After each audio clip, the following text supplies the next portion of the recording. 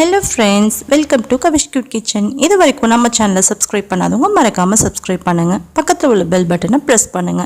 அப்பதான் என்னோட latest notification உங்களுக்கு உடனே வந்து சேரும். வாங்க வீடியோக்குள்ள போலாம்.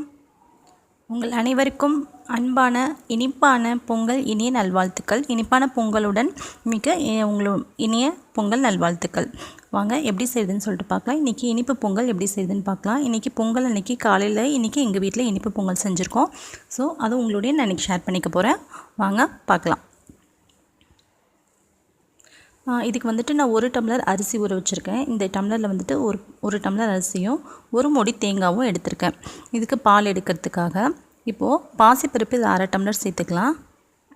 ஒரு 1/2 மணி நேரத்துக்கு முன்னாடியே நான் அரிசி ஊற வச்சிட்டேன். இது 1/2 டம்ளர் பாசிப்பருப்பு. அதாவது எதுவுமே எண்ணெயோ நெய் எதுவுமே ஊற்றாமல் டைரெக்டாகவே ட்ரை பேனில் தான் வறுக்கணும். வறுத்துட்டு அதாவது ரொம்ப தீஞ்சிடக்கூடாது, லைட்டாக வாசம் வர வரைக்கும் வறுத்துட்டு தேங்காய் பால் சேர்த்துடலாம். 1 டம்ளர் அரிசிக்கு 4 டம்ளர் தேங்காய் பால் நான் ஆட் பண்ணுறேன். அதாவது 4 டம்ளர் எனக்கு கிடைக்கல, 3 டம்ளர் அதில் கிடைச்சிது. ஸோ 1 டம்ளர் நான் வந்து தண்ணி ஆட் பண்ணிக்கிறேன். பாருங்கள் 3 டம்ளர் தான் எனக்கு கிடச்சிச்சு. ஆனால் போதும், ரொம்பவும் தேங்காய் பால் சேர்த்தோம் அப்படின்னா ஒரு மாதிரி இருக்கும், நல்லா இருக்காது. இதுதான் கரெக்டாக இருக்கும். நீங்கள் வந்துட்டு பசும்பால் சேர்த்து கூட செய்யலாம். இதுவும் சூப்பராக இருக்கும், ரிச் டேஸ்ட்டில் இருக்கும். இதுவும்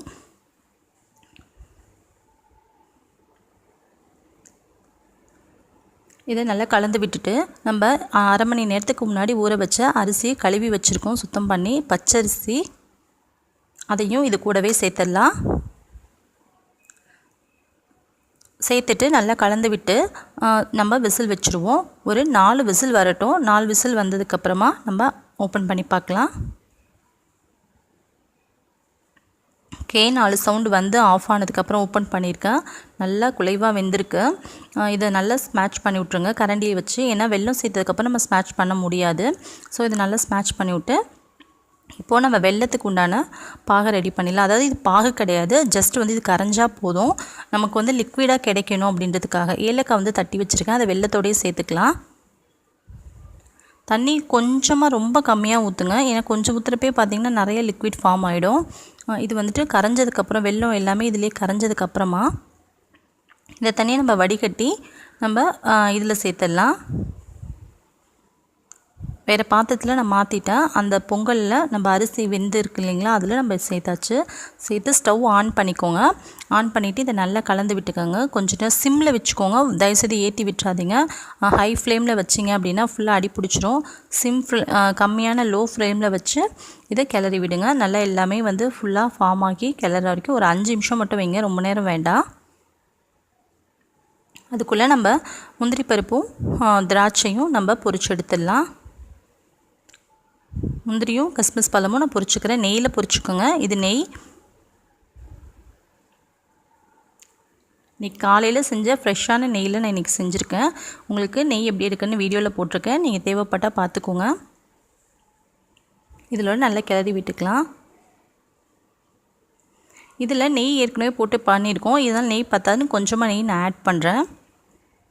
நெய் சேர்க்குற வரைக்கும் சூப்பராக இருக்கும். ஸோ அதனால் நெய் நான் இன்னும் கொஞ்சம் ஆட் பண்ணிக்கிறேன். ஆல்ரெடி நான் வெண்பொங்கல் செஞ்சுருக்கேன், வேணும்னா வீடியோவில் நீங்கள் பார்த்துக்கோங்க. நான் ஆல்ரெடி வெண்பொங்கல் வந்து நான் வந்துட்டு வீடியோ அப்லோட் பண்ணிட்டேன். டிஸ்கிரிப்ஷனில் நான் உங்களுக்கு தரேன், பார்த்துக்கோங்க.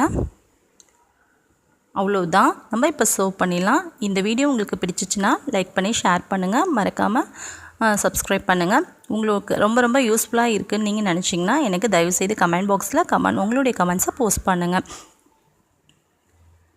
தேங்க்யூ ஃப்ரெண்ட்ஸ், தேங்க்யூ ஃபார் வாட்சிங். இன்னொரு நல்ல ரெசிபியோட மீண்டும் நான் சந்திக்கிறேன்.